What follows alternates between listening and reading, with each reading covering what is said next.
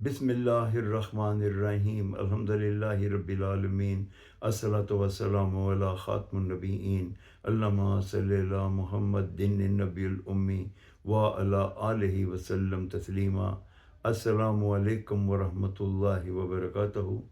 میں آج آپ کے سامنے دو طرح کے ان آدمیوں کے متعلق بیان کروں گا جن کے لیے نبی کریم حضرت محمد صلی اللہ علیہ وآلہ وسلم نے ان کو قابل رشک قرار دیا ہے۔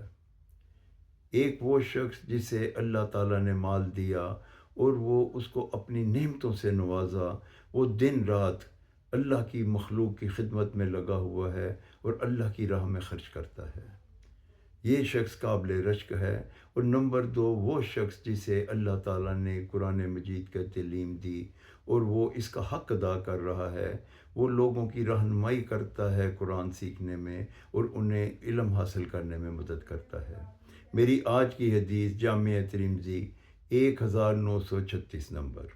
امام المرسلین خاتم النبیین حضرت محمد صلی اللہ علیہ وآلہ وسلم نے ارشاد فرمایا، قابل رشک وہ لوگ، نمبر ایک وہ آدمی جسے اللہ نے مال دیا اور دن رات اس کو اللہ کی راہ میں خرچ کرتا ہے۔ دوم، وہ شخص جسے اللہ نے علم قرآن دیا اور دن رات وہ اس کا حق ادا کرتا ہے۔ السلام علیکم ورحمۃ اللہ وبرکاتہ۔